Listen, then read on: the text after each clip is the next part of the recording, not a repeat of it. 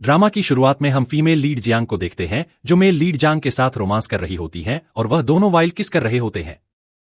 तभी जियांग जांग को कहती है, क्या यह तुम्हारा फर्स्ट टाइम है? तो वह कहता है, इससे क्या फर्क पड़ता है? जिस पर वो उसको कहती है, मुझे फर्क पड़ता है क्योंकि मुझे ओसीडी है और मैं किसी की यूज की हुई चीजें यूज करना पसंद नहीं करती। तो वो कहता है, हाँ यह मेरा फर्स्ट टाइम है। लेकिन तुम बताओ, तुम मुझसे पहले कितनी बार यह सब कर चुकी हो? लेकिन वो उसको जवाब देने की जगह उसको सिड्यूसिंग करने लगती है और कहती है, क्यूट बॉय, अगर आज रात तुमने मुझे खुश कर दिया ना तो तुम्हें इसका बहुत फायदा होने वाला है। जो सुनकर वो उसको कहता है, अच्छा तो मैं तुम्हें क्यूट लगता हूं? चलो आओ तुम्हें बताता हूं कि कितना बड़ा हूं मैं। जिसके बाद वह उसको उठाकर बेड पर ले जाता है और दोनों किसिंग करने लग जाते हैं। नेक्स्ट मॉर्निंग वह दोनों सो रहे होते हैं। तभी जियांग की आंख खुलती है और वह उठने की कोशिश करती है तो जंग उसको फिर से लिटा लेता है और कहता है, मुझे एक दफा और करना है। लेकिन वह उसको इग्नोर करती है और अपने पर्स में से बहुत सारे पैसे निकालकर जंग को देती है और कहती है, कल रात तुमने मुझे खुश कर दिया, यह तुम्हारी टिप है। तो वह कहता है, इसका क्या मतलब है? जिस पर वो उसको कहती है, मैं ऑलरेडी एंगेज्ड हूं। और यह सुनकर वह चुप हो जाता है। जिसके बाद वह कपड़े पहनती है और कहती है, सी यू नेक्स्ट टाइम, और उसको बाय कहकर वहां से चली जाती है। जिसके बाद वह मन में कहता है, इस बार मैं तुम्हें ऐसे नहीं जाने दूंगा। यानी वह उसको पहले से जानता था। इसके बाद हम जियांग को देखते हैं जो चेक आउट करने के लिए रिसेप्शन पर जाती है। तो तभी वहां पर दो लड़कियां एक दूसरे से बात कर रही होती हैं। कल्लू फैमिली के सन की मैरिज नैन फैमिली की डॉटर से होने वाली थी। लेकिन शादी के बीच में ही दूल्हा अपनी नई नवेली दुल्हन को छोड़कर पता नहीं कहां चला गया। सब लोग बोल रहे हैं कि शायद वह भाग गया है और दूसरी लड़की को ब्राइड की पिक्चर दिखा रही होती है और कहती है, मैंने तो सुना है कि यह दोनों बचपन से एक दूसरे को पसंद करते थे। फिर भी पता नहीं ऐसा क्या हुआ कि वो शादी किए बगैर ही वहां से चला गया। तभी वहां पर जिया आती है तो वह दोनों उस पिक्चर और जिया को गौर से देखने लग जाती हैं और जिया की नेक पर लव बाइट का मार्क होता है जो देखकर वह एक दूसरे को इशारा करती हैं। तो जियांग को रियलाइज होता है कि शायद कुछ तो गलत है और वह मिरर खोलकर अपनी नेक पर पड़े हुए मार्क को देखती है तो बहुत गुस्सा हो जाती है और मन में कहती है, कितना अजीब आदमी है यह, इसको मेरी रेपुटेशन का बिल्कुल भी ख्याल नहीं है। जिसके बाद हम लू को देखते हैं जो जियांग का वेट कर रहा था और जैसे ही वो जियांग को आता हुआ देखता है तो कहता है, तुम कल रात एकदम कहां चली गई थी? मैं कब से तुम्हारा वेट कर रहा हूं। तो वो कहती है, तुम यहां पर क्या कर रहे हो? अपनी उस जी के पास जाओ ना, उसको तुम्हारी ज्यादा जरूरत हो सकती है। तुम यहां क्यों आ गए? तो वह कहता है, लगता है तुम अब भी गुस्सा हो। मेरा यह इंटेंशन बिल्कुल भी नहीं था, लेकिन मेरी मजबूरी थी, इस वजह से मुझे जाना पड़ा। समझने की कोशिश करो। तो कहती है, हाँ मैंने तुम्हें कुछ कहा थोड़ी है, जाओ जहां भी तुमने जाना है। जिस पर वो उसको कहता है, उसको मेरी जरूरत थी, उसको कैंसर हो गया है, तो मैं कैसे नहीं जाता? और वैसे वह तुम्हारी बायोलॉजिकल सिस्टर है, लेकिन तुम कैसी बहन हो जो तुम्हारी बहन को इतनी बड़ी बीमारी हो गई है और तुम्हारे फेस पर मुझे थोड़ा सा दुख भी नजर नहीं आ रहा। तुम इतनी क्रूर कब हो गई? तो वो कहती है, ओह बस भी करो, मैं उसको अच्छे से जानती हूं। और तुम भी, क्या तुम्हें सच में लगता है कि उसको कोई ऐसी बड़ी बीमारी हो गई है? और एक और बात, मेरी मॉम की सिर्फ एक ही बेटी थी जो कि मैं हूं, तो मेरी बायोलॉजिकल सिस्टर कहां से हुई वो? जिस पर वो उसको कहता है, मुझे पता है कि तुम कल के इंसिडेंट से बहुत हर्ट हुई हो, लेकिन इसमें जीजी का कोई दोष नहीं। तुम प्लीज उसको इन सब में इन्वॉल्व मत करो। तो वह कहती है, मुझसे दूर हटो। पर मुझे एक बात बताओ, हम दोनों की बचपन से मैरिज फिक्स है। जब हम दोनों कॉलेज में थे तब हम दोनों का रोमांटिक रिलेशनशिप भी था। तो जीजी तुम्हारी एक्स कब बन गई? बताओ, कोई जवाब है? तो वो एकदम चुप हो जाता है। जिस पर वो कहती है, तुम्हारे पास जवाब नहीं है ना? लेकिन मेरे पास है। जब तुम 2 साल के लिए अब्रॉड गए थे तब तुमने मुझे चीट किया है, और वो भी मेरी ही स्टेप सिस्टर से अफेयर चढ़ाकर। तो लू एकदम गुस्सा हो जाता है। जिस पर वो कहती है, क्या? चिल्लाओ मत, चिल्लाना मुझे भी आता है। तो वह कहता है, अच्छा ठीक है, मानता हूं मैं, मुझसे भी वह गलती हो गई जो हर आदमी से होती है। लेकिन इसका यह मतलब नहीं है कि मैं तुमसे प्यार नहीं करता, मैं सिर्फ तुमसे ही प्यार करता हूं। देखो, मैं जीजी को ऐसे अकेला नहीं छोड़ सकता। तुम बस 6 महीने रुक जाओ, उसका ट्रीटमेंट हो जाए, फिर उसके बाद मैं तुम्हें एक ग्रैंड वेडिंग दूंगा, यह मेरा तुमसे प्रॉमिस है। तो वो उसको धक्का देती है और कहती है, क्या तुमने मुझे पागल समझ के रखा है क्या? तभी वहां पर जीजी भी आ जाती है, जिसको देखकर लू कहता है, तुम यहां पर क्या कर रही हो? तो वह कहती है, मुझे लगा था कि तुम्हारी सिस्टर से कोई लड़ाई ना हो जाए, इस वजह से मैं सिस्टर को सब कुछ एक्सप्लेन करने आई हूं। और जियांग को कहती है, जियांग सिस्टर प्लीज जंग को गलत मत समझो, मेरी जिंदगी के सिर्फ 6 महीने ही बाकी हैं और मैं चाहती हूं कि यह 6 मंथ मैं उन लोगों के साथ गुजारूं जिनसे मैं बहुत प्यार करती हूं। तो प्लीज मैं तुम्हारे आगे भीख मांगती हूं, मुझे जैंग सिर्फ 6 मंथ के लिए दे दो, उसके बाद मैं तुम्हें तुम्हारा जैंग वापस कर दूंगी। लेकिन जियांग एकदम चुप खड़ी उसका यह तमाशा देख रही होती है, जिसके बाद जीजी उसके कान के पास आकर कहती है, यह सब मैंने जानबूझकर किया है, मैंने तुम्हारे बॉयफ्रेंड को तुमसे छीन लिया, तुम्हारे डैड को भी तुमसे छीन लिया, मैं तुमसे तुम्हारी हर वो चीज छीन लूंगी जिसको तुम अपना मानती हो। और फिर लू के सामने ऐसे प्रिटेंड करती है जैसे जियांग ने उसको थप्पड़ मारा है और रोने लगती है। तो लू जियांग को कहता है, क्या तुम पागल हो गई हो, वह बीमार है, तुमने उस पर हाथ क्यों उठाया। तो जीजी अच्छा एक्टिंग करते हुए कहती है, नहीं अच्छा किया सिस्टर ने मुझे मारा, मैं यही डिर्व करती हूं। और यह सुनकर जियांग को बहुत गुस्सा आता है और वो एक जोर का थप्पड़ जी के मुंह पर मारती है। तो जीजी और लू हैरान हो जाते हैं और लू जियांग को कहता है, तुमने यह क्यों किया। तो वो कहती है, मैंने तो सिर्फ झूठ को सच बनाया है, तुमने ही तो अभी कहा कि मैंने उसको मारा है, तो मैंने सोचा फिर मैं मार देती हूं। जिसके बाद वह वहां से चली जाती है।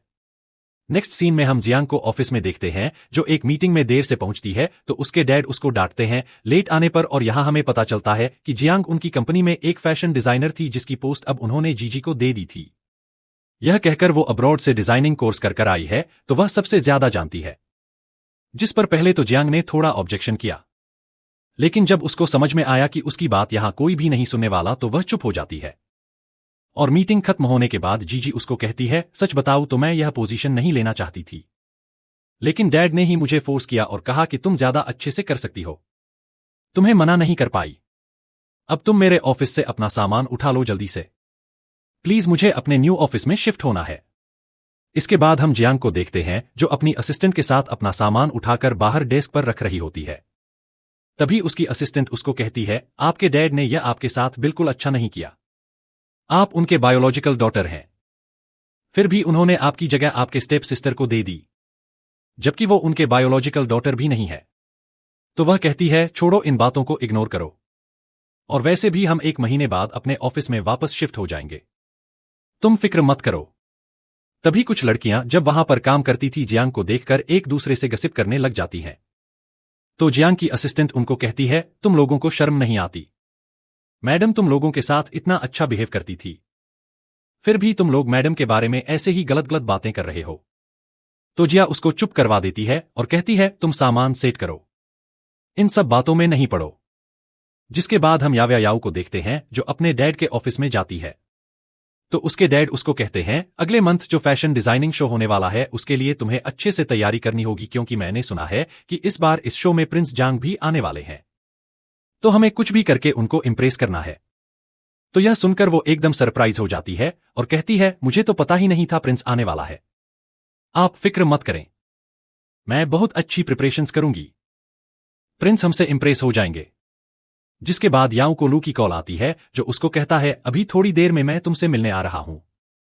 तो वह बहुत खुश हो जाती है और तभी वह एक बहुत एक्सपेंसिव कार को डेकोरेट करके लाता है जो कि वह याव्याओं को उसके बर्थडे प्रेजेंट के रूप में देने वाला था, जो देखकर सब लोग हैरान रह जाते हैं। और यह सब कुछ जांग और उसका एक फ्रेंड भी देख रहे होते हैं। तो जांग का दोस्त उसको कहता है, तुम्हें पता है यह स्पोर्ट्स कार अब तक की सबसे एक्सपेंसिव कार है जो शायद अभी इस सिटी में किसी के पास भी नहीं है। मुझे लगा था कि लू ने यह कार अपनी फियांसे के लिए ली है, लेकिन यह कार तो यह अपनी मिस्ट्रेस को दे रहा है। बेचारी जियांग, मुझे तो बहुत तरस आ रहा है उस पर। तो जांग कहता है, मुझे भी एक कार चाहिए लिमिटेड एडिशन की जो किसी के पास भी ना हो अब तक। नेक्स्ट सीन में हम जियांग को देखते हैं जो बहुत थकी हुई लग रही थी और जैसे ही ऑफिस से आकर वो अपना मोबाइल चेक करती है तो याऊ ने उसको अपनी पिक्चर्स भेजी हुई थी कार के साथ और मैसेजेस भी किए हुए थे। देखो यह कार मुझे लू ने दी है मेरे प्रमोशन की खुशी में, जो देखकर जियांग को बहुत दुख होता है। और हम एक फ्लैशबैक देखते हैं जिसमें लू और जियांग एक साथ जा रहे होते हैं। तभी लू जियांग से पूछता है, तुम्हें बर्थडे पर क्या गिफ्ट चाहिए। तो वह कहती है स्पोर्ट्स कार का लेटेस्ट मॉडल। तो वह कहता है ठीक है, तुम जो चाहोगी वही होगा, तुम्हारी बर्थडे पर तुम्हें यही गिफ्ट मिलेगा। जिसके बाद अब हम प्रेजेंट का सीन देखते हैं जिसमें वह अपनी फ्रेंड को कॉल करती है और क्लब में आने को कहती है। तो वह कहती है ठीक है, मैं आ जाऊंगी। सीन यहाँ पर चेंज होता है, हम जियांग को क्लब में देखते हैं जहां एक लड़का उससे फ्लर्ट करने की कोशिश कर रहा होता है। तो वह उसके मुंह पर वाइन फेंक देती है और कहती है तमीज से बात करो तुम मुझसे। और तभी उसका सर घूमने लग जाता है और वह मन में कहती है पता नहीं मुझे क्या हो रहा है। तभी हमें पता चलता है कि उसकी ड्रिंक में उस लड़के ने चुपके से ड्रग मिला दिया था और वह चक्कर खाकर गिरने ही लगती है। तभी जंग वहां पर आ जाता है और उसको पकड़ लेता है। तो वह उसकी तरफ देखती है और कहती है तुम यहां पर क्या कर रहे हो। जिसके बाद वह उसको किस करने लगती है और वह दोनों ही एक दूसरे को किसिंग करने लगते हैं। सीन यहां चेंज होता है, दोनों किसिंग करते करते रूम में जाते हैं जहां दोनों एक साथ नाइट स्पेंड करते हैं। सुबह जब जैंग की आंख खुलती है तो वह जंग को देखती है और मन में कहती है मैंने फिर से इसके साथ ही नाइट स्पेंड की। जिसके बाद उसको याद आता है कि कल रात उसके ड्रिंक में किसी ने कुछ मिला दिया था।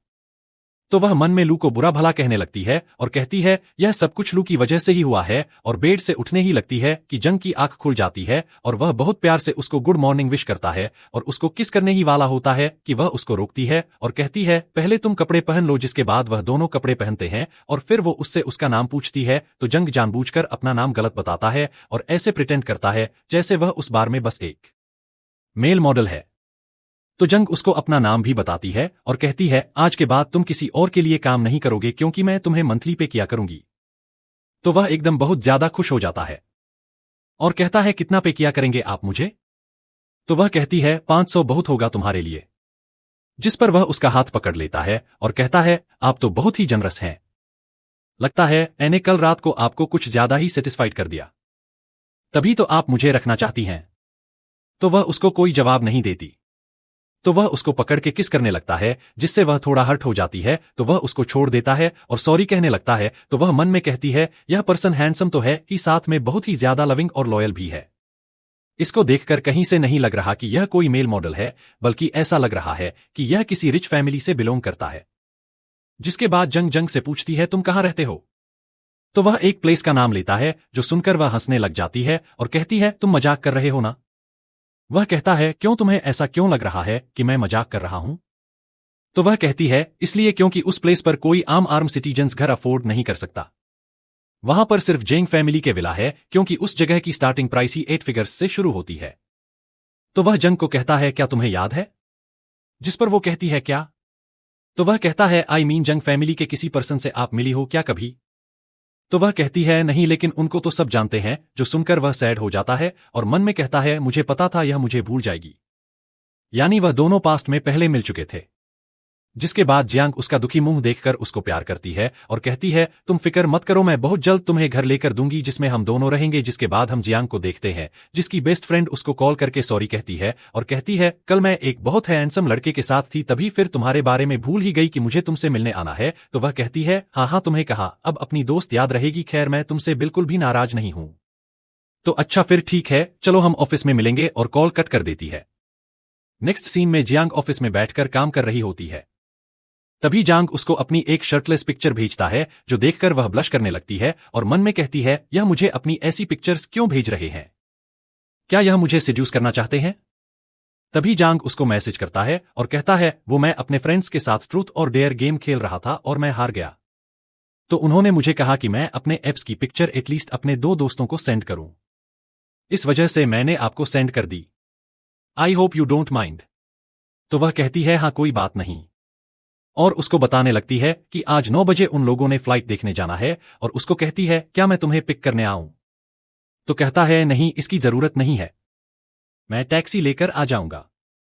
जिसके बाद वह घर देखने के लिए जाती है, लेकिन वहां पर या और लू भी घर लेने आए होते हैं और या और लू को उस प्लेस पर घर नहीं मिलता क्योंकि सारी प्रॉपर्टी सोल्ड आउट हो चुकी थी। तभी याओ की नजर जियांग पर पड़ती है जो अपने हाउस के बारे में मैनेजर से कुछ बात कर रही थी।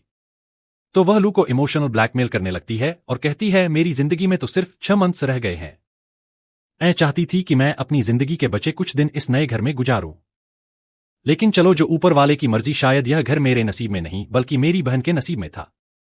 तो लू कहता है तुम फिक्र मत करो, मैं अभी जियांग से बात करता हूं, मुझे यकीन है वो तुम्हें वो घर दे देगी। जिसके बाद वो जियांग के पास जाता है और बहुत ही ज्यादा गुस्से से उसको कहता है, यह सब कुछ क्या है? तो वो कहती है, क्या मतलब? जिस पर वह उसको कहता है, मैं सब समझ रहा हूं, तुम जो करना चाह रही हो, तुमने यह सब जानबूझकर याओ को दुख पहुंचाने के लिए किया है ना? तो जियांग कहती है, क्या तुम्हारा दिमाग खराब हो गया है? जो कुछ भी बोले जा रहे हो। तभी लू मैनेजर को कहता है, मैं कोई ऑर्डिनरी पर्सन नहीं हूं, बल्कि लू ग्रुप ऑफ कंपनी का प्रेसिडेंट हूं। तो तुम सोच लो कि तुम ऑर्डिनरी पर्सन को यह प्रॉपर्टी सेल करना चाहते हो, या फिर मुझसे तुम्हें फ्यूचर में बहुत सारे बेनिफिट्स भी मिल सकते हैं। तो यह सुनकर वो मैनेजर सोच में पड़ जाता है और मन में सोचता है, हाँ बात तो सही है, और जियांग को कहता है, आई एम रियली सॉरी, मैं यह प्रॉपर्टी आपको सेल नहीं कर सकता, क्योंकि मुझे अभी याद आया है कि प्रेसिडेंट लू ने आपसे पहले ही रिजर्वेशन कर ली है। तो जियांग कहती है, यह तुम अच्छा मीन्स नहीं कर रहे, तुम अपनी जुबान से पीछे नहीं हट सकते। तो वो मैनेजर जियांग से बदतमीजी करने लगता है। तो लू उसको कहता है, देखो वैसे भी तुम्हें घर की कोई जरूरत नहीं है, तुम्हारे पास घर है तो सही। तो वो कहती है, यह घर मैंने अपने बेबी के लिए लेना है। जो सुनकर लू को बहुत गुस्सा आता है, और तभी जियांग के पास जांग की कॉल आ जाती है, जो उसको कहता है, तुम पहुंच गई वहां पर, मैं आ जाऊं? तो वह कहती है, नहीं, अब आने की कोई जरूरत नहीं, क्योंकि वहां की सारी प्रॉपर्टी सोल्ड आउट हो चुकी है। तो यह सुनकर जांग बहुत हैरान होता है और मन में कहता है, ऐसा कैसे हो सकता है? मैंने रात को ही वहां पर एक हाउस हमारे लिए अरेंज करवाया था। तभी जियांग उसको बताती है, मेरे एक्स बॉयफ्रेंड और उसकी गर्लफ्रेंड ने मुझसे वह हाउस छीन लिया है। तो वो उसको कहता है, अच्छा कोई बात नहीं, तुम गुस्सा मत करो, अगर तुम गुस्सा करोगी तो तुम्हारी स्किन पर रिंकल्स पड़ने लग जाएंगे। वैसे मैं तो हमेशा ही तुम्हें प्यार करूंगा, चाहे तुम जैसी भी दिखो। जो सुनकर वह स्माइल करने लगती है, और जांग अपने असिस्टेंट को मैसेज करता है, तो वह वहां पर आकर जिया से माफी मांगता है और कहता है, सॉरी, इस मैनेजर की तरफ से आपने एडवांस रिजर्वेशन करवाई थी, इसलिए यह घर आपका ही है। तो लू उसको कुछ कहने की कोशिश करता है, लेकिन वो उसकी कोई बात नहीं सुनता। जिसके बाद जियांग अपना कार्ड देती है ताकि पेमेंट हो सके, लेकिन तभी लू उसका कार्ड नीचे फेंक देता है और जियांग को कुछ कहता। तभी वहां पर जियांग आ जाता है और कहता है, तुम्हारी हिम्मत कैसे हुई मेरी गर्लफ्रेंड को हैरास करने की? और जियांग से कहता है, क्या तुम ठीक हो? तो वो कहती है, हाँ मैं ठीक हूं। जिसके बाद वो लू और याओ की तरफ इशारा करके कहता है, यह दोनों कौन है? क्या यह तुम्हें परेशान कर रहे हैं? तो वो कहती है, ओह नहीं, यह लोग मुझे तंग नहीं कर सकते। मेरी नजर में इन लोगों की हैसियत सिर्फ एक कुत्ते की है, जो सिर्फ भौंक कर मेरा मूड खराब कर सकते हैं और कुछ नहीं। तभी लू जियांग से कहता। जिसके बाद याओ फिर से वही अपना इमोशनल मेलो ड्रामा करके लू को फंसा रही होती है और कहती है, मुझे माफ कर दो, यह सब मेरी ही गलती की वजह से हुआ है। तो वह कहता है, नहीं, इसमें तुम्हारी कोई गलती नहीं है। और मन में सोचता है, जियांग और मेरा 20 साल से रिलेशनशिप है, आज तक उसने किसी लड़के को देखा तक नहीं, तो अब यह लड़का एकदम कहां से आ गया? यह जरूर मुझे जेलस फील करवाने के लिए नाटक कर रही है। और याओ को कहता है, तुम फिक्र मत करो। तो याओ कहती है, तुम कितने अच्छे हो, मुझे कितना समझते हो, और एक मेरी बहन है, मेरी जिंदगी के कुछ दिन बचे हैं, उसमें भी वह मुझे चैन से जीने नहीं देना चाहती, पता नहीं वह मुझसे इतनी अलग क्यों है। तो लू कहता है, तुम फिक्र मत करो, तुम्हें मैं वह विला दे दूंगा जिसमें जियांग अभी रह रही है, और मुझे उम्मीद है कि उसको इस बात से कोई इशू नहीं होगा। तो वह एकदम बहुत खुश हो जाती है और कहती है, ठीक है, थैंक यू सो मच, आप बहुत अच्छे हैं। दूसरी तरफ हम जांग और जियांग को देखते हैं, जो घर देख रहे थे। तो जियांग इतने सुंदर और फर्निश्ड घर को देखकर बहुत सरप्राइज्ड होती है और कहती है, मुझे नहीं पता था कि आपके हाउसेस फर्निश्ड भी होते हैं।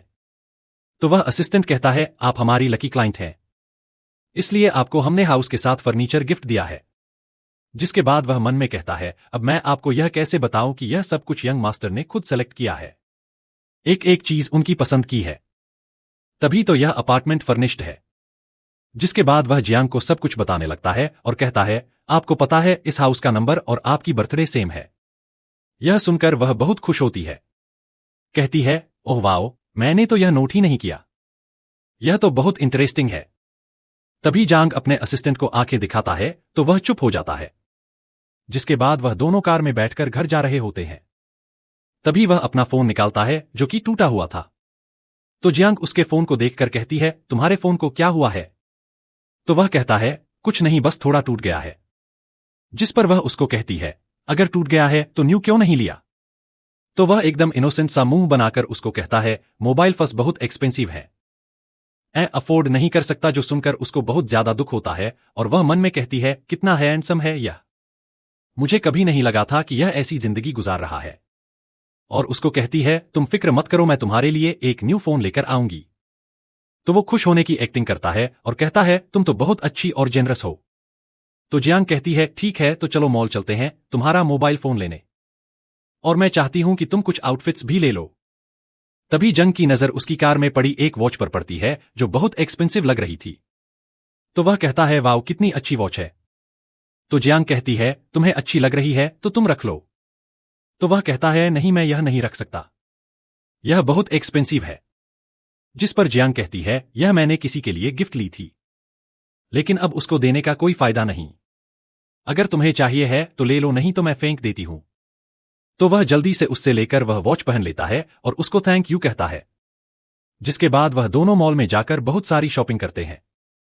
और तभी जंग की नजर अंडरवियर्स की शॉप पर पड़ती है और वो जबरदस्ती जियांग को लेकर अंदर चला जाता है, जहां पर सेल्स गर्ल उससे पूछती है आप अपने बॉयफ्रेंड के लिए किस स्टाइल के अंडरवेयर लेना चाहती हैं। तो जियांग तो शर्म से लाल ही हो जाती है और वहां से भाग जाती है, जो देखकर जैंग हंसने लग जाता है। जिसके बाद वो दोनों घर आते हैं। तो जियांग जैंग को कहती है मैं अब घर जा रही हूं। तो वह थोड़ा हैरान होता है और कहता है तुम मेरे साथ यहां नहीं रहने वाली। तो वह कहती है नहीं, मैंने यह घर तुम्हारे लिए लिया है, जब मुझे जरूरत होगी तो मैं तुमसे मिलने आ जाऊंगी यहां। और वहां से जाने लगती है तो वह उसको रोकता है और किस करने लगता है और कहता है मुझे तो लगा आज रात तुम एंजॉय करोगे मेरे साथ। तो वह भी उसको किस करने लगती है और कहती है ठीक है मैं नहीं जा रहे। सुबह जब जियांग की आंख खुलती है तो जंग वहां नहीं होता, तो वह ऑफिस के लिए निकल जाती है। जंग ब्रेकफास्ट लेकर आता है तो देखता है कि जियांग तो वहां पर है ही नहीं। तभी जियांग उसको को मैसेज करती है और कहती है मुझे मीटिंग के लिए लेट हो रहा था इसलिए मैं ऑफिस जा रही हूं। इधर वो ऑफिस आती है तो याऊ याऊ उसका रास्ता रोक लेती है और कहती है तुम्हें एक बात बतानी है। और तभी जियांग की नजर उसकी नेक पर जाती है जहां पर बहुत सारे लव बाइट्स के निशान थे। तो वो याऊ याऊ को कहती है यह निशान लू ने बनाया है ना। तो वो कहती है हाँ, और तुम्हें एक और बात बतानी थी, तुम्हारा वो विला अब लू ने मुझे गिफ्ट कर दिया है, आई होप यू डोंट माइंड। तभी जिया को याद आता है कि वो विला लू ने जिया को गिफ्ट किया था। तो जिया उसको कहती है मुझे कोई फर्क नहीं पड़ता, वैसे भी अब मैं उस विला को कुछ नहीं समझती, वो मेरे लिए सिर्फ कचरा है और कुछ नहीं। जिसके उसके बाद वो सब मीटिंग में जाते हैं जहां जिया इवेंट पर अपने ड्रॉ किए हुए स्केच देने से मना कर देती है और याऊ को कहती है अब तुम डिजाइनर हो तो तुम खुद से स्केच ड्रॉ करके भेजो। तो या उसको कहती है इतने कम टाइम में मैं कैसे इतना काम कर सकती हूं। लेकिन जिया कहती है अब यह मैटर मेरा नहीं है और वहां से चली जाती है। जिसके बाद या उसकी शिकायत लगाने अपने डैड के पास जाती है और कहती है आपको पता है जिया ने मुझे फैशन शो के लिए डिज देने से मना कर दिया है। तो उसके डैड उसको कहते हैं तुम जिया की बातों पर ध्यान मत दो, तुम अपने डिज खुद बना लो। तो वह कहती है लेकिन डैड अब टाइम बहुत कम है, मुझे डर है कि मुझसे कोई गलती ना हो जाए। तो वह कहते हैं तुम्हारे डैड को तुम पर यकीन है, मुझे पता है कि तुम कुछ गलत नहीं करोगी, इसलिए मैं चाहता हूं कि तुम ही वो स्केचेस बनाओ। तो वह कहती है ठीक है। जिसके बाद वो रात को जंग के डेस्क पर जाकर उसका सारा सामान खोलकर देखती है, लेकिन कहीं भी उसको वो डिज नहीं मिलते। तो वो मन में कहती है जरूर उसने वो डिज घर छुपा के रखे होंगे, क्योंकि मैंने किसी से सुना था कि वो ऑलरेडी फैशन शो के लिए स्केचेस बना चुकी है। जिसके बाद वो लू को कॉल करती है और कहती है प्लीज मुझे पिक करने आ जाओ, मुझे तुम्हारी बहुत याद आ रही है। तो वो कहता है ठीक है मैं आ रहा हूं। जिसके बाद वो खुद अपने मुंह पर एक जोर का थप्पड़ मारती है जिससे उसके गाल पर निशान पड़ जाता है और लू उसको देखता है तो कहता है क्या हुआ है तुम्हें। तभी वह कहती है कुछ नहीं। तो वो उसको फोर्स करने लगता है और कहता है बताओ मुझे क्या हुआ है, तुम्हें किसने मारा है। तो कहती है मेरी ही गलती है और उसको जियांग के अगेंस्ट भड़काने लगती है और कहती है पहले मेरी सिस्टर डायरेक्टर थी, इस वजह से उसने फैशन शो के लिए डिजाइन बनाने थे, लेकिन अब सडनली उसकी पोस्ट मुझे मिल गई है और सिर्फ 3 दिन बाद फैशन शो है, लेकिन वो मुझे डिजाइन नहीं दे रही और कह रही है कि मैं अपने डिज खुद से ड्रॉ करूं। मैंने उससे डिजाइन्स मांगने की कोशिश की तो फिर उसने मुझे थप्पड़ ऑन दिया और ऐसे प्रिटेंड करती है जैसे उससे ज्यादा मासूम तो कोई है ही नहीं। तो लू कहता है तुम फिक्र मत करो, वो तुम्हें डिज जरूर देगी, मैं उससे वह सारे डिजाइन्स लेकर तुम्हें दूंगा। जिसके बाद वह जियांग के घर जाता है तो वह कहती है क्या प्रॉब्लम है, क्यों आए हो। तो वह कहता है तुम मुझसे किस तरीके से बात कर रही हो। जिस पर वह उसको कहती है मुझे काम बताओ, वैसे भी अब मेरा तुमसे कोई कनेक्शन नहीं है तो मुझे यहां पर भाषण देने की कोई जरूरत नहीं है। जिस पर वो कहता है मुझे तुम्हारे वो डिज चाहिए जो तुमने फैशन शो के लिए बनाए हैं, तुमने वो डिजाइन याऊ को क्यों नहीं दिए। तो वो कहती है मेरी मेहनत है और मैं यह किसी को भी नहीं दूंगी, चाहे तुम जो भी कर लो। तो वो कहता है तुम मुझे मना नहीं कर सकती, चुपचाप वो डिज लेकर आ जाओ। लेकिन वह उसके मुंह पर दरवाजा बंद कर देती है, जो देखकर उसको बहुत ज्यादा गुस्सा आता है और वह वहां से चला तो जाता है, लेकिन मन में कहता है अब जो होगा उसकी जिम्मेदार तुम खुद होगी। जिसके बाद हम जियांग को देखते हैं जो अपने घर में बैठी होती है। तभी उसको जांग की कॉल आती है, क्या आज तुम घर नहीं आओगी क्या? तो वह कहती है क्यों? जिस पर वो कहता है मैंने कुछ न्यू डिशेस बनाना सीखी थी तो मैं चाह रहा था कि आप आकर वह ट्राई करो। जो सुनकर वो काफी इंप्रेस होती है और कहती है ओह वाओ, तुम्हें खाना बनाना भी आता है? वह कहता है नहीं, मुझे खाना बनाना तो नहीं आता था, लेकिन मैंने आपके लिए सीखा है। जिसके बाद वह घर जाती है तो वह किचन में खड़ा कुकिंग कर रहा होता है, जिसके मसल्स देखकर वह उसको देखती रह जाती है और तभी जांग की नजर उस पर पड़ती है तो वह खुश हो जाता है और कहता है आप आ गई। जो सुनकर वो होश में आती है और कहती है हाँ। जिसके बाद वो जियांग के लिए खाना लगाता है और उसको जांग की कुकिंग बहुत अच्छी लगती है तो वह कहती है यह बहुत अच्छा बना है। जिस पर वो मुंह बना लेता है और कहता है हाँ, चाहे मैं जितना भी अच्छा बना लूं लेकिन मैं आपके फियंसे को तो बीट नहीं कर पाऊंगा, वो तो मुझसे ज्यादा अच्छा खाना बनाता होगा है ना? तो कहती है नहीं, ऐसा कुछ नहीं है, वह तो किचन के अंदर घुस तक नहीं है। उसको ऐसा लगता है कि खाना बनाना सिर्फ लड़कियों का काम है, मर्दों का नहीं। जो सुनकर जांग को मन में बहुत खुशी होती है और उसको कहता है अच्छा चलो तुम अब शावर ले लो और मैं स्पेशली तुम्हारे लिए कुछ कपड़े भी खरीद कर लेकर आया हूं। तो वो एकदम सरप्राइज हो जाती है और कहती है क्या सच में तुम मेरे लिए कपड़े लेकर आए हो? तो वो कहता है हाँ, पता नहीं आपको कैसे लगेंगे लेकिन मैं अपनी खुशी से लेकर आया हूं। जिसके बाद वो कपड़े देखती है तो वो कपड़े उसको बहुत पसंद आते हैं, पर वो उसको कहती है यह कपड़ा तो ब्रांडेड लग रहा है और यह तो बहुत ज्यादा एक्सपेंसिव आता है, तुमने यह कहां से लिया? तो वह मन में कहता है मैंने सर्वेंट्स को कहकर सारे टैक्स निकलवा लिए थे, लेकिन मुझे ऐसा कभी नहीं लगा था कि जियांग को कपड़े की भी इतनी पहचान होगी कि यह कपड़ा देखकर ही समझ जाएगी। और उसको कहता है यह कपड़े तो मैंने बाहर स्ट्रीट स्टॉल से लिए हैं, सॉरी मैं ज्यादा एक्सपेंसिव कपड़े अफोर्ड तो नहीं कर सकता, लेकिन फिर भी मैंने अपनी खुशी से आपके लिए यह ले लिए।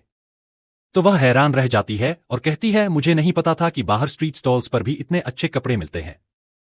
और तभी वह उसको एक और क्लिप देता है जिसको वह खोल कर देखती है तो उसके अंदर मैचिंग ब्रा होती है, जो देखकर वह ब्लश करने लग जाती है और कहती है तुम्हें मेरा साइज कैसे पता चला? जिस पर वो स्माइल करता है और कहता है मैंने देखा हुआ है, टच किया हुआ है, तो मुझे तो पता ही होगा ना। जो सुनकर वो एकदम शर्म से लाल हो जाती है और वहां से भाग जाती है नहाने के लिए। जिसके बाद वह शावर लेकर आती है तो वह उसको गोद में उठा लेता है, जिस पर वह उसको कहती है क्या कर रहे हो तुम? तो वह कहता है मैंने कुकिंग के साथ साथ मसाज करना भी सीखा है और मैं चाहता हूं कि मैं आज आपकी मसाज करूं। तो वह कहती है नहीं, रहने दो, इसकी कोई जरूरत नहीं है। जिस पर वो कहता है नहीं, जरूरत तो है, सारा दिन काम करके वैसे भी आप बहुत थक जाती हो, तो मैं चाहता हूं कि मेरी वजह से आपको थोड़ा रिलीफ मिले। जिसके बाद वो उसको अपने साथ रूम में ले जाता है। नेक्स्ट डे जियांग ऑफिस पहुंचती है तो याओ यालू को कॉल करती है और कहती है वो ऑफिस आ चुकी है, अब हम अपना काम कर सकते हैं। तो वह कहता है ठीक है। जिसके बाद वह उसके घर जाता है और डोर खोलता है और मन में बहुत खुश होता है और कहता है आज भी उसने दरवाजे पर से मेरा फिंगरप्रिंट नहीं हटाया, यानी अभी उसके दिल में मेरे लिए जगह है। और फिर वह अंदर जाता है और जियांग का लॉकर खोलता है जिसका पासवर्ड लू की बर्थ डेट थी और उसमें से वह सारे डिज निकालकर वहां से चला जाता है। जिसके बाद मीटिंग में याओ याओ सबको वो डिजाइन्स अपने कहकर दिखाती है।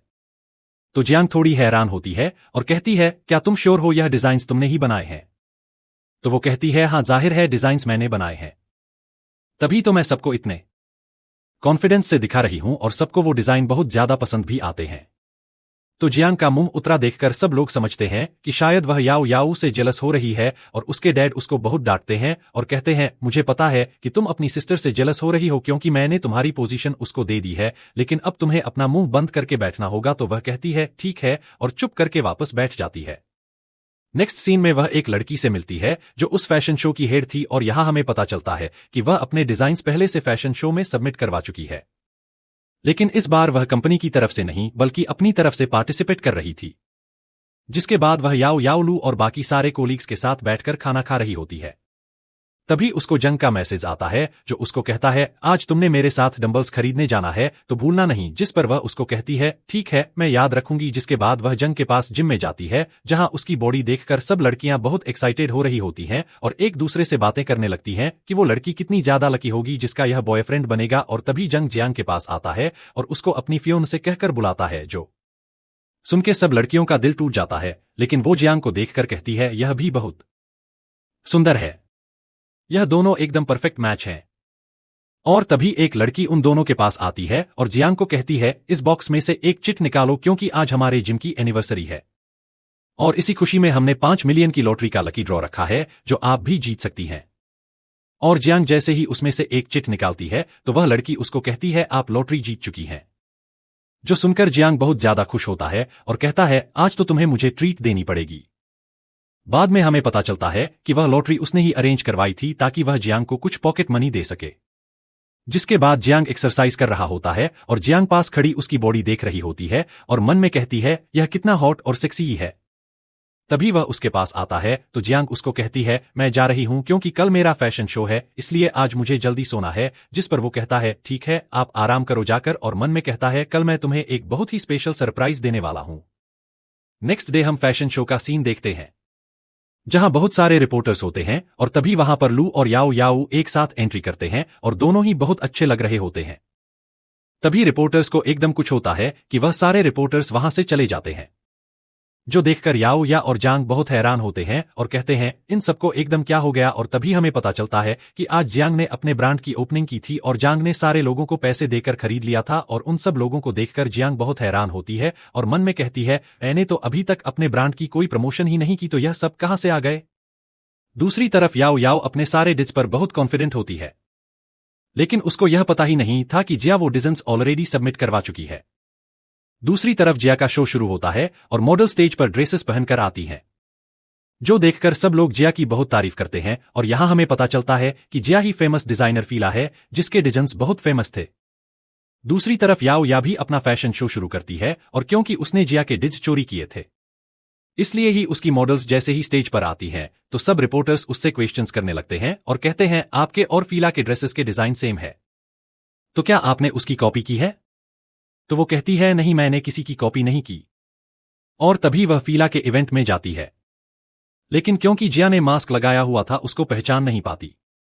जिसके बाद सब लोग जिया को ब्लेम करने लगते हैं और कहते हैं कि वह एक फ्रॉड है और याओ या से अपोलोजाइज करने को कहते हैं। और तभी जिया सबको कहती है, ठीक है, अगर मैं फ्रॉड हूं तो याओ याओ को बोलो इन डिजाइन्स का ड्राफ्ट दिखाए मुझे। लेकिन याओ याओ के पास तो ड्राफ्ट वर्क होता ही नहीं क्योंकि उसने तो जिया के बनाए हुए ब्लूप्रिंट्स चोरी किए थे और अब सबके सामने उसको समझ नहीं आ रहा था कि वह अपनी इज्जत कैसे बचाए, इसलिए वह बेहोश होने का नाटक करने लगती है। तो लू उसको उठाकर वहां से ले जाता है, जिसके बाद हम लू को देखते हैं जो जियांग से मिलने आता है और उसको कहता है, मुझे पता है तुमने यह सब कुछ जानबूझकर किया है।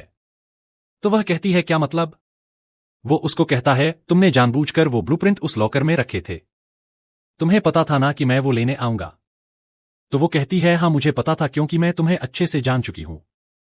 जिस पे वो उस पर बहुत गुस्सा करता है और कहता है, क्या मिला तुम्हें ऐसे याओ के इंसल्ट करके, तुमने जानबूझकर फीला के डिज चोरी किए हैं। और फिर वो डिज याव्याओ ने कॉपी किए तो सब लोग उसको चोर समझ बैठे हैं। जो सुनकर वो हंसने लग जाती है और कहती है, मुझे लगता है कि तुम्हारा दिमाग सच में खराब हो गया है, तुम ऐसा कैसे कह सकते हो, तुम अपनी और याओ की सारी गलती मुझ पर नहीं डाल सकते, और वैसे भी अब हम दोनों के बीच कुछ भी बाकी नहीं है, तो तुम यहां पर मत आया करो। जो सुनकर वो जियांग के क्लोज आने ही लगता है कि वो उसको खुद से दूर करती है और थप्पड़ मारती है और कहती है, अब दोबारा यहां पर मत आना, नहीं तो मुझसे बुरा कोई नहीं होगा। दूसरी तरफ हम याव्या के डैड को देखते हैं जो इंटरनेट पर याओ के अगेंस्ट न्यूज के कमेंट्स पढ़ रहे थे और वह टॉप ट्रेंडिंग में चल रही थी। सब लोगों ने याव्या याओ को कमेंट्स में बहुत ज्यादा बुरा भला कहा हुआ था, जो पढ़कर उनको बहुत ज्यादा गुस्सा आता है और वो याव्या को एक जोरदार थप्पड़ मारते हैं और कहते हैं, जितना एम्बरेस तुमने मुझे किया है आज तक मैं कभी भी इतना एम्बरेस नहीं हुआ, मैंने तुम्हें बहुत काबिल समझा था, इसी वजह से जियांग को डायरेक्टर की जगह से हटाकर तुम्हें उस जगह पर बिठाया था, लेकिन तुमने तो मेरी नाक ही कटवा दी। तो याओ या उनको अपनी बात एक्सप्लेन करने की कोशिश करती है, लेकिन तभी वह उसको कहते हैं, मुझे तुम्हारा कोई एक्सप्लेनेशन नहीं सुनना, तुम मुझे अब तक डैड कहकर मत बुलाना, जब तक यह सारा मेस जो तुमने फैलाया है यह क्लियर ना हो जाए। और यहां उनको पता चलता है कि याओ ने जो भी उनको पहले बताया था कि उसके बहुत बड़े बड़े समझता है कि शायद उसने कोई गलत नंबर डायल कर लिया है, लेकिन जैसे ही वह रीडायल करता है तो दोबारा से जांग ही जियांग का फोन उठाता है और कहता है, कौन हो तुम। तो वह कहता है, यह बात तो मुझे तुमसे पूछनी चाहिए कि तुम कौन हो, और जियांग का फोन तुम्हारे पास क्या कर रहा है, वह कहां है। तो वह जानबूझकर उसको चिढ़ाने के लिए कहता है, वह नहा रही है और मैं कौन हूं यह तुम्हारा मैटर नहीं है, और कॉल कट कर देता है। जिसके बाद ऑफिस का सीन देखते हैं जहां पर सब लोग याओ पर बहुत गुस्सा कर रहे होते हैं क्योंकि उसकी इस गलती की वजह से कंपनी की रेपुटेशन बहुत खराब हुई थी और स्टॉक्स भी गिर गए थे और सब लोग मिलकर यह फैसला लेते हैं कि अब दोबारा से जियांग को ही डायरेक्टर बना दिया जाए। जिसके बाद याव्या अपने रूम में जाकर सारा सामान गिराने लगती है। तभी वहां पर जियांग आती है और कहती है, क्या अब यह तुम्हारा ऑफिस नहीं है? तो प्लीज यह तोड़फोड़ मत करो और जितना जल्दी हो सके मेरा रूम खाली कर दो। और मन में कहती है, यह तो अभी शुरुआत है, आगे आगे देखते जाओ होता है क्या। जिसके बाद हम लू की मॉम को देखते हैं जो अब्रॉड से वापस आ गई थी और लू से बहुत नाराज थी। वो लू को कहती हैं, मुझे नहीं पता चाहे कुछ भी हो, हमारी फैमिली की डॉटर इन लॉ सिर्फ और सिर्फ जिया ही बनेगी। तुम कल ही मेरे साथ उसके पास जाना और उसे अपोलोजाइज करना होगा। तो वह कहता है, मॉम आप फिक्र मत करें, वह मुझे छोड़कर कहीं नहीं जाएगी क्योंकि उसे मुझसे अच्छा। तो वह उसको कहती है, ठीक है, लेकिन फिर भी तुम नेक्स्ट वीक मेरे बर्थडे पर उसको इनवाइट कर लो, मुझे मेरे बर्थडे पर वह हर हाल में चाहिए। तो वह कहता है, ठीक है। जिसके बाद हम बैंक का सीन देखते हैं जहां पर लू अपनी मॉम के साथ सारे गेस्ट का वेलकम कर रहा था। तभी वहां पर याओ याओ अपने मॉम डैड के साथ आती है। तो सब लोग उन लोगों को देखकर बातें करने लग जाते हैं और कहते हैं कि इतने बड़े स्कैंडल के बाद भी अभी इन लोगों में इतनी हिम्मत है कि यह लोग बैंकेट अटेंड कर रहे हैं और याओ याओ के बारे में बुरा भला कहने लग जाते हैं। और तभी वहां पे जियांग एंटर होती है जो रेड ड्रेस में बहुत ज्यादा सुंदर लग रही होती है। सब लोग उसको देखते ही रह जाते हैं और उसकी सुंदरता की तारीफ करने लगते हैं।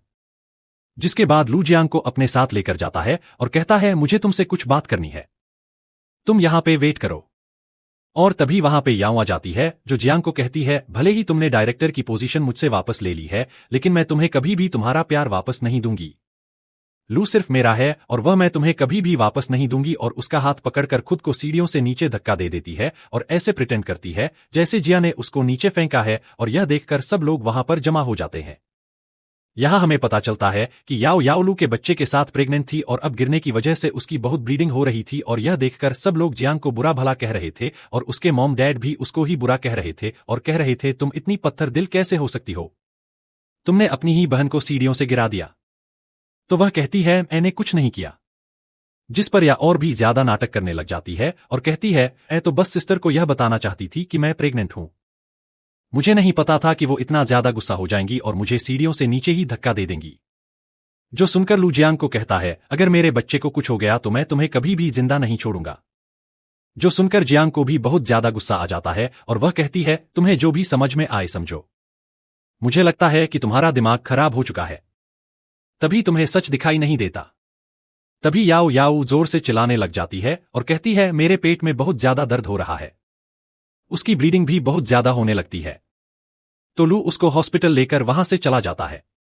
नेक्स्ट सीन में हम जियांग को घर पर देखते हैं और तभी उसको उसकी असिस्टेंट की कॉल आती है और वह उसको बताती है, याओ याओ का मिसकैरेज हो गया है, उसका बेबी सिर्फ 2 मंथ्स का था। तो यह सुनकर वह मन में कहती है, 2 महीने पहले तक तो सब कुछ ठीक था मेरे और लू के बीच में, वह अब्रॉड से आया था और हम दोनों की शादी होने वाली थी, यानी वह तब भी मुझे धोखा दे रहा था और उसका अफेयर याओ के साथ चल रहा था। और यह सब सोचकर वह थोड़ी दुखी हो जाती है। दूसरी तरफ हम लू को देखते हैं जो हॉस्पिटल में था और मन में कहता है, यह तुमने अच्छा नहीं किया। जी हाँ, एक तो बाहर किसी और आदमी के साथ अफेयर चलाया और मेरे बच्चे को भी इस दुनिया में आने से पहले खत्म कर दिया। मैं तुम्हें छोड़ूंगा नहीं, इसकी कीमत तुम्हें चुकानी पड़ेगी। जिसके बाद वह किसी को कॉल करता है और कहता है, मुझे कुछ आदमियों की जरूरत है। जिसके बाद हम जियांग को देखते हैं जो अपनी बेस्ट फ्रेंड के साथ बैठी होती है और उसको कहती है, मुझे एक बात समझ में नहीं आई, अगर याओ या ने मुझे फ्रेम ही करना था तो उसको क्या जरूरत थी अपने चाइल्ड को अबॉर्ट करने की। मुझे लगता है कि वह बच्चा लू का था ही नहीं, उसने जानबूझकर इस बच्चे को खत्म किया है ताकि सांप भी मर जाए और लाठी भी ना टूटे, वो लू की नजर में अच्छी भी बन जाए और लू मुझसे नफरत भी करने लग जाए। नेक्स्ट सीन में हम जिया को देखते हैं जो अपने मुंह पर फेस मास्क लगाकर बैठा होता है, जिसको देखकर उसका असिस्टेंट बहुत हैरान होता है और कहता है कि यकीन नहीं आता कोई एक लड़की के पीछे इतना बदल सकता है, हमारे सर क्या थे और क्या हो गए। जांग ऑफिस में होती है। तभी जांग उसको कॉल करता है और कहता है कि आज हम घर पर आओगे। तो वह कहती है, ओके आ जाऊंगी। जिस पर वो उसको कहता है, अच्छा तो फिर आपने क्या खाना है मुझे बताओ, मैं आपके लिए वही बनाकर रखूंगा। तो वह कहती है, जो तुम्हारा दिल करे वो बना लो। जिसके बाद वो ऑफिस से निकलती है। तभी एक औरत उसके पास आती है और कहती है, प्लीज मुझे बचा लो, मेरा हस्बैंड मुझे मारना चाहता है। तो जियांग उस लेडी की हेल्प करने के लिए आगे बढ़ती है, लेकिन तभी वह लेडी उसके नेक पर इंजेक्शन लगाती है और उसको बेहोश कर देती है। जिसके बाद वो लोग उसको किडनैप कर लेते हैं। दूसरी तरफ हम जेंग को देखते हैं जो टेबल पर खाना लगा रहा होता है और जियांग का वेट कर रहा होता है, लेकिन वो अब तक नहीं आती तो वह उसको कॉल करता है, लेकिन उसका नंबर बन जा रहा था तो वह बहुत परेशान हो जाता है और सीसीटीवी फुटेज चेक करता है तो उसको पता चलता है कि वो किडनैप हो गई है। दूसरी तरफ हम जियांग को देखते हैं जिसको कार में होश आता है तो वह किडनैपर्स की बातें सुन लेती है कि उसको किडनैप करवाने वाला कोई और नहीं लू है। यह सुनकर उसको बहुत ज्यादा दुख होता है और तभी वहां पर जंग भी आ जाता है जो उसको उन गुंडों से बचा लेता है। तो वह उसको कहती है तुम यहां पर कैसे आए, जिस पर वह उसको कहता है मुझे नंबर्स को ट्रैक करना आता है, मैंने तुम्हें ट्रैक किया, इस वजह से मैं यहां तुम्हारे सामने हूं। और तभी एक आदमी उसके बाजू पर डंडा मारता है तो जियांग जंग को कहती है क्या तुम ठीक हो, तो वह कहता है नहीं मेरा हाथ दर्द कर रहा है, मुझे किसकी जरूरत है, तो वह उसको किस करती है। नेक्स्ट सीन में हम उन दोनों को घर में देखते हैं। जियांग जंग के बाजू पर पट्टी करती है तो वह उसको किसिंग करने लगता है, लेकिन तभी बाहर का दरवाजा बजता है तो वह उसको कहती है मुझे छोड़ो, मैं दरवाजे पर देख लूं। और दरवाजा खोलती है तो सामने उसकी आंटी खड़ी होती है जो जेंग को उसके घर में देखकर कहती है यह कौन है। तो जियांग कहती है यह मेरा फ्रेंड है जिसने मेरी जान बचाई है। तो उसकी आंटी कहती है ओह मुझे लगा कि यह तुम्हारा बॉयफ्रेंड है। जिसके बाद जंग जियांग के सामने ऐसे नाटक करता है जैसे उसके हाथ में बहुत ज्यादा दर्द हो रहा है और कहता है मैं शावर नहीं ले सकता क्योंकि मेरे हाथ में बहुत दर्द हो रहा है, तो प्लीज आप मेरी मदद करो। तो वह ब्लश करने लगती है और तभी उसको एक फोन कॉल आ जाती है तो वह उसको कहती है तुम नहाने की तैयारी करो, मैं यह कॉल सुनकर आती हूं। और जैसे ही वह फोन कॉल सुनकर आती है वो बाथरूम में विदाउट क्लोथ्स खड़ा होता है, जो देखकर वह चिल्लाने लगती है और कहती है तुमने कपड़े क्यों उतार दिए। तो वह कहता है नहाने के लिए तो कपड़े उतारने पड़ते हैं ना। तो वह शर्म से बाथरूम से बाहर निकल जाती है और कहती है क्या तुम खुद नहा लो, वैसे भी मुझे एक जरूरी काम के लिए घर जाना है, मैं थोड़ी देर में वापस आऊंगी। जिसके बाद वह घर जाती है जहां पर जियांग के डैड याओ याओ की मॉम के साथ मिलकर जियांग की बायोलॉजिकल मदर को रुला रहे थे। तो जियांग जाकर 2 मिनट में उन सबकी बोलती बंद करवा देती है और कहती है अगर आज के बाद आपने मुझे या मेरी मॉम को तंग करने की कोशिश की तो मैं आपकी कंपनी को बैंकक्रप्ट कर दूंगी। तो वह गुस्से से वहां से चले जाते हैं। जिसके बाद वह अपनी मॉम को एक क्लब में लेकर जाती है और कहती है आप डैड से डिवोर्स ले लें और अपनी खुशी के लिए एंजॉय करें। जिसके बाद वह बहुत सारे मेल मॉडल्स को बुलाती है अपनी मॉम के लिए और सबको अपनी मॉम को एंटरटेन करने को कहती है। शुरुआत में तो उसकी मॉम बहुत घबरा रही होती है, लेकिन बाद में वह भी बहुत एंजॉय करने लग जाती है। दूसरी तरफ जब यह बात जैंग को पता चलती है तो वह उसको कॉल करता है और कहता है मुझे बहुत दर्द हो रहा है, जल्दी से घर पे आओ। तो वो अपनी मॉम को बताकर वहां से निकलती है और घर पर आती है और कहती है क्या हुआ है तुम्हें। तो वो कहता है मेरे दिल में बहुत दर्द हो रहा है और मुंह फुलाकर बैठ जाता है, जो देखकर वो हैरान हो जाती है और कहती है क्या हुआ है। तो वह कहता है तुम्हें अब मेरी जरूरत नहीं रही, तुम मेल मॉडल क्लब गई थी ना, जिस पर वह हंसने लग जाती है। सीन यहां पर चेंज होता है और हम जियांग को देखते हैं जो जियांग को कहती है क्या तुम मुझसे शादी करोगे, और उसको कहती है मेरी ग्रैंडमा को दिखाने के लिए मुझे मैरिज सर्टिफिकेट चाहिए, हम दोनों 1 साल तक मैरिड रहेंगे, फिर उसके बाद डिवोर्स हो जाएगा और इसके बदले में तुम्हें 5 मिलियन दूंगी। तो इस बात पर वो एकदम सरप्राइज हो जाता है क्योंकि वह तो यही चाहता था। जिसके बाद वह दोनों नेक्स्ट सीन में जाकर शादी कर लेते हैं और अपना मैरिज सर्टिफिकेट देख रहे होते हैं। जंग का तो बस नहीं चल रहा था कि वह उड़ने लग जाए, वो इतना खुश था और जियांग को कहता है मैं तुम्हारे लिए वेडिंग रिंग लेना चाहता हूं, मैं चाहता हूं कि उस पर चांद सितारे सब कुछ लगा दूं, बताएं आपको कैसी वेडिंग रिंग चाहिए। तो वो उसको काम डाउन करवाती है और कहती है क्या हो गया है, यह शादी फेक है। तो वह कहता है नहीं यह शादी फेक नहीं है, हम लोग ओरिजिनली कपल हैं, भले ही हमने कॉन्ट्रैक्ट किया था लेकिन है तो हम कपल ना। तो वह कहती है अच्छा ठीक है, अगर तुम्हारी खुशी इसमें है तो मैं तुम्हारे और अपने लिए एक रिंग बाय कर लूंगी। नेक्स्ट सीन में जैंग उस रिंग को देख रहा होता है, सबको बताता है देखो यह मेरी वेडिंग रिंग है। यह सुनकर एम्प्लॉई बहुत ज्यादा हैरान होते हैं, वो कहते हैं क्या आपने शादी भी कर ली। तो वो उनको अपनी वेडिंग पिक्चर्स दिखाता है। जिसके बाद जियांग रात को घर आती है तो वह देखती है कि उसने पूरा घर अच्छे से डेकोरेट किया हुआ था और वह जियांग को सुंदर से फ्लावर्स देता है और हैप्पी वेडिंग विश करता है। तो वह मन में कहती है यह कितना हैंडसम है, कितना लॉयल है, कितना लविंग है, अगर मैं इससे सच में शादी भी करती तब भी मुझे कभी भी इस बात पर रिग्रेट नहीं होता। और तभी जंग उसको कहता है आज हमारी फर्स्ट वेडिंग नाइट है ना, इसको बहुत अच्छे से गुजारना चाहता हूं ताकि यह हमेशा हमें याद रहे। तो वह कुछ कहने ही वाली होती है कि वह उसको किस कर लेता है और दोनों किसिंग करने लग जाते हैं। सुबह जब जियांग की आंख खुलती है तो जंग उसको हक कर लेता है और उसके कान में बोलता है, लास्ट नाइट तुम बहुत पैशनेट थी, क्यों ना हम दोबारा एक राउंड करें। जो सुनकर वह मन में कहती है, इसमें तो बहुत स्टेमिना है, लेकिन मेरी तो कमर जवाब दे चुकी है, मैं और बर्दाश्त नहीं कर सकती। और उसको बहाना लगा देती है और कहती है, मेरी ऑफिस में एक मीटिंग है तो उसके लिए मुझे जल्दी जाना होगा। तो वह कहता है, ठीक है। नेक्स्ट सीन में जैंग जियांग के पास आता है और उसको कहता है, क्या मैं तुम्हारी कंपनी को ज्वाइन कर सकता हूं? मुझे पैसों की जरूरत है और मुझे कोई जॉब नहीं मिल रही। तो वह सोच में पड़ जाती है और तभी वह मन में कहता है, अगर मैं तुम्हारा असिस्टेंट बनकर जॉब करूंगा तो मैं तुम्हारे पास भी रह पाऊंगा और तुम्हें प्रोटेक्ट भी कर पाऊंगा। तो जंग उसको कहती है, ठीक है, मैं तुम्हारे लिए कोई जॉब अरेंज करती हूं। तो वो कहता है, नहीं, मैं तुम्हारे असिस्टेंट की जॉब करना चाहता हूं। जिस पर वो उसको कहती है, लेकिन मेरे पास तो ऑलरेडी एक असिस्टेंट है। तो वह कहता है, प्लीज मुझे अपना असिस्टेंट रख लो, मैं कोई और जॉब नहीं करना चाहता। तो वो स्माइल करती है और कहती है, ठीक है, कल से तुम जॉब पर आ जाना।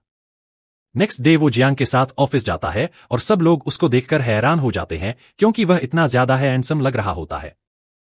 सारी लड़कियां तो बहुत ज्यादा एक्साइटेड हो जाती हैं, एक दूसरे से पूछने लगती हैं कि यह कौन है, जबकि जांग तो मन लगाकर काम कर रहा होता है। जिसके बाद वह दोनों लिफ्ट में जाते हैं। तभी जांग जियांग को किस करने लगता है और यह सब लू और याव भी देख लेते हैं। और लू तो यह सब देखकर गुस्से से लाल पीला हो जाता है और जियांग को कहता है, तुम्हें शर्म नहीं आती? तुम मेरे फियोंसे हो और तुम ऐसे मेरे सामने किसी और के साथ अफेयर चला रही हो। कौन है यह लड़का?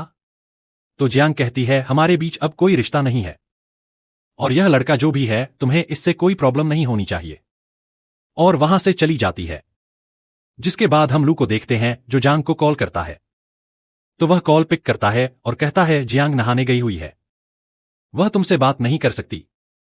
तो वह उसको कहता है, मैंने उससे बात करने के लिए कॉल नहीं की, मैंने तुमसे बात करने के लिए कॉल की है। तो वह कहता है, मेरे पास भी टाइम नहीं है, मैं अभी जियांग के पास बाथरूम में जाने वाला हूं उसके साथ शावर लेने के लिए। यह सुनकर उसको बहुत ज्यादा गुस्सा आता है, लेकिन वो अपने गुस्से को कंट्रोल करता है और कहता है, कल तुम 11 बजे मुझे कैफे में मिलना, मुझे तुमसे कुछ इंपॉर्टेंट बात करनी है। जिसके बाद हम कैफे का सीन देखते हैं जहां पर लू जांग का वेट कर रहा होता है। तभी जांग वहां पर आता है और कहता है, तुमने मुझे क्यों बुलाया? और टेबल पर पैर रखकर बैठ जाता है।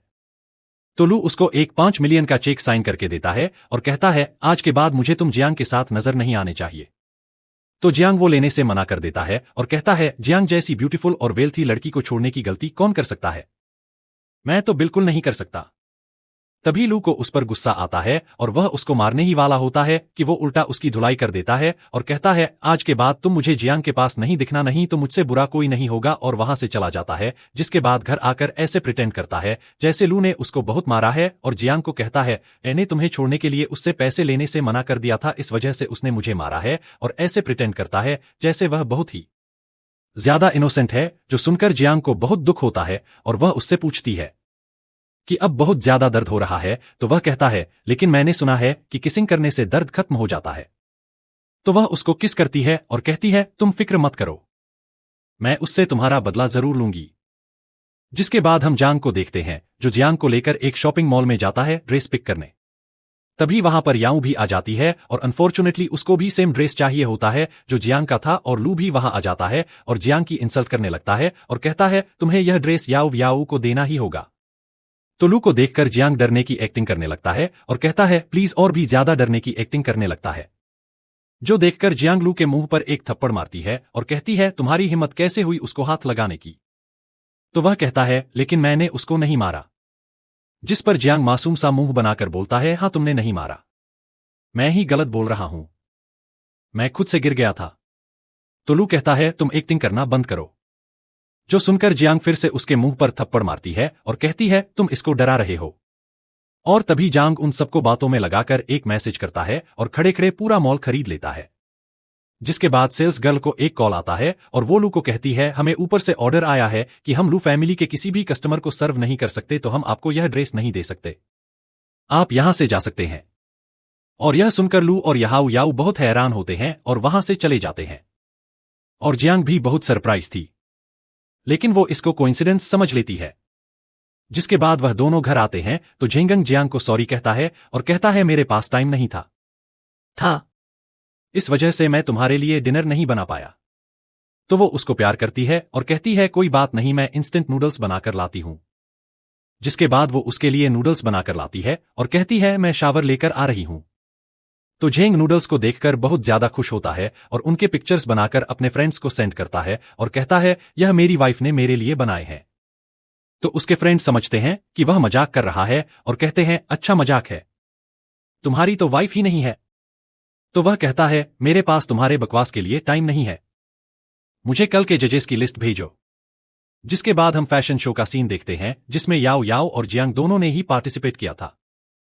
सबको व्हाइट कलर का एक कपड़ा दिया जाता है जिससे उन्होंने अपने लिए एक ड्रेस डिजाइन करना था, लेकिन सिर्फ जियांग को ही ब्लैक कलर का एक अलग से कपड़ा दिया जाता है जिससे उसने अपना ड्रेस डिजाइन करना था। और यहां हमें पता चलता है कि याओ याओ पहले से ही सारे जजेस को खरीद चुकी है, इसलिए उसको कोई टेंशन नहीं थी। दूसरी तरफ जियांग एक बहुत सुंदर ड्रेस बनाती है और जब रिजल्ट्स की बारी आती है तो झेंगंग बनकर वहां आता है, लेकिन उसने मास्क पहना हुआ था, इसलिए उसे कोई पहचान नहीं पाता और एंडिंग रिजल्ट में जियांग जीत जाती है। जिसके बाद सारे जजेस याओ याओ की भेजी हुई वॉइस नोट सबके सामने सुनाते हैं और बताते हैं इसने हमें खरीदने की कोशिश की है। जो सुनकर सब लोग हंसने लग जाते हैं और कहते हैं जो लोग अपने बच्चों को पॉकेट मनी में भी 10 मिलियन देते हैं उनको तुमने 5 मिलियन से खरीदने की कोशिश की, तुम्हें शर्म नहीं आई यह करते हुए। इसके बाद याओ कहती है नहीं यह सब झूठ है और यह सब जियांग की साजिश है मुझे फंसाने के लिए, मैंने ऐसा कुछ नहीं किया। और पब्लिक की सिंपैथी गेन करने के लिए एकदम मासूम बनने की एक्टिंग करती है। और तभी जियांग सबको कहती है इसके मासूम चेहरे के पीछे मत जाएं, और सबको उस दिन की उसकी मिसकैरेज की रिपोर्ट दिखाती है। और यहां हमें पता चलता है कि याओ का मिसकैरेज गिरने की वजह से नहीं हुआ था, बल्कि उसने पहले से ही दवाई खाई थी मिसकैरेज करने के लिए। और उस दिन की सीसीटीवी फुटेज भी सबको दिखाती है, जो देखकर सब लोग याओ को बुरा भला कहने लग जाते हैं। और तभी वह फिर से बेहोश होने का नाटक करती है और सबकी बातों से अपनी जान छुड़ा लेती है। जिसके बाद जंग जियांग को अवार्ड देता है तो वह उसको देखकर मन में कहती है यह तो एकदम जेंग के जैसा है, मुझे यह क्यों वैसा ही लग रहा है। और उससे अवार्ड लेने ही वाली होती है कि वहां पर यह आ जाती है और उस अवार्ड को तोड़ देती है और कहती है नहीं तुम इतनी आसानी से नहीं जीत सकती, तुमने चीटिंग की है लेकिन उसके पास कोई एविडेंस नहीं होता। इस वजह से कोई भी उसकी बात नहीं सुनता और जियांग को विजेता घोषित कर दिया जाता है।